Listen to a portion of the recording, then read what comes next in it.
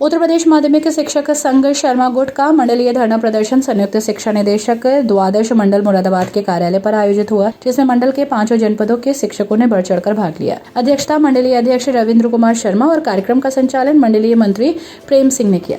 इस अवसर पर प्रदेश मंत्री डॉक्टर जीपी सिंह, प्रदेश उपाध्यक्ष धर्मवीर सिंह और पूर्व एमएलसी शिक्षक विधायक सुभाष चंद्र शर्मा मौजूद रहे। सभी वक्ताओं ने पुरानी पेंशन को बिना विलंब किए जारी करने की सरकार से पुरजोर तरीके से मांग की। पूर्व शिक्षक विधायक सुभाष चंद्र शर्मा ने अपने संबोधन में कहा कि यदि सरकार हमारे इन धरना प्रदर्शनों से प्रभावित नहीं होती है तो प्रदेश का शिक्षक जेल भरो आंदोलन चलाएगा। उन्होंने आगे कहा कि लोकतांत्रिक व्यवस्थाओं में जो सरकारें जनता की आवाज को दबाकर शासन करती है, उनका भविष्य अंधकारमय होता है। प्रदेश मंत्री डॉक्टर जीपी सिंह ने कहा कि प्रदेश स्तर की मांगों के साथ साथ कुछ शिक्षकों की समस्याएं जिला और मंडल स्तर की हैं, जिन्हें संयुक्त शिक्षा निदेशक को जिला विद्यालय निरीक्षक के माध्यम से निस्तारित किया जाना चाहिए। प्रदेश उपाध्यक्ष धर्मवीर सिंह ने कहा कि शासन या प्रशासन शिक्षकों को कमजोर करने की अपनी चालाकियों से बाज आए। शिक्षक जब सड़क पर उतरेगा तो कोई भी तानाशाह उसकी आवाज को दबा नहीं पाएगा। अन्य वक्ताओं में अमरोहा के जिला अध्यक्ष अतुल कुमार शर्मा, ग्रंथ सिंह मुरादाबाद, धर्मेंद्र वंश मुरादाबाद, राजीव कुमार पाठक, रविंद्र कुमार शर्मा, सियाराम रावत, गुरनाम, मनोज रस्तोगी ने अपने संबोधन में पुरानी पेंशन की बहाली, निःशुल्क चिकित्सा शिविर सुविधा, पदस्थ शिक्षकों की समस्याएं तथा अन्य समस्याओं पर अपने विचार रखे। पेंशन देंगे, अपने सरकारी कर्मचारी को पेंशन देंगे। आप आज सरकारी कर्मचारी को पेंशन देने की जब बात आती है तो आप ये कहते हैं कि नहीं जी हमारे पास बजट नहीं है। तो जब देश गरीब था, आंकड़ों के आधार पर पूरे विश्व में आप अर्थव्यवस्था के क्षेत्र में कहीं नहीं थे, तब उन सरकारों के पास इतना बजट था कि वो अपने सरकारी कर्मचारियों को पुरानी पेंशन देती थी।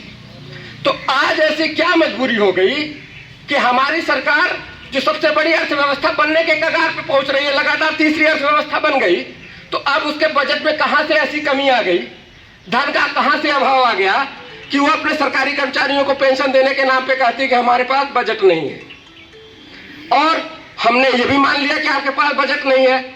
अगर आपके पास बजट नहीं है तो आप ये बताएं, एक देश एक विधान एक निशान की बात करने वाली यही सरकार, अगर हमारा देश एक है, एक कानून है, तो सांसदों को क्यों तरह तरह से 50 तरीके की पेंशन मिलेंगे, 50 तरह के भत्ते मिलेंगे। जितनी बार वो सांसद बनेंगे, जितनी बार वो विधायक बनेंगे, उन्हें तो पेंशन मिलेगी। और हमारे सरकारी कर्मचारियों को, सरकारी कर्मचारी जो जीवन पूरा अपना बिता दे रहा है, उसको पेंशन क्यों नहीं मिलेगी, इस तर्क के बारे में बताएं। हमारे सारे नेता इस चीज 18 सूत्रीय ज्ञापन संयुक्त शिक्षा निदेशक मनोज कुमार द्विवेदी को मुख्यमंत्री के नाम प्रेषित हस्तांतरित किया।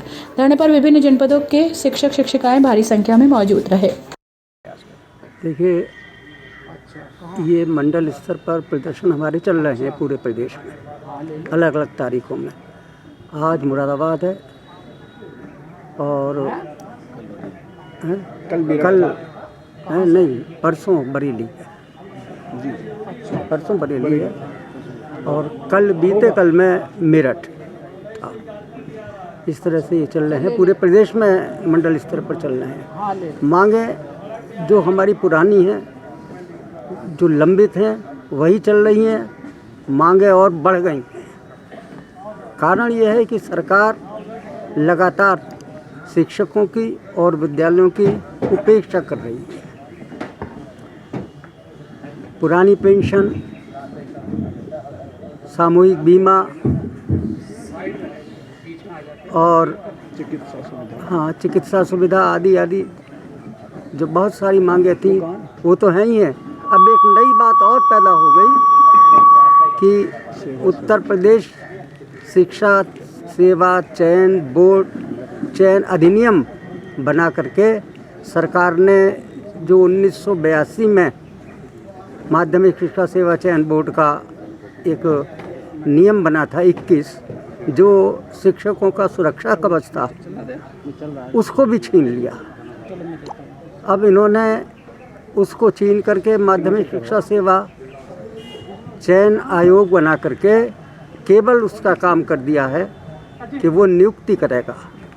शिक्षकों की सुरक्षा की बात उसमें नहीं है।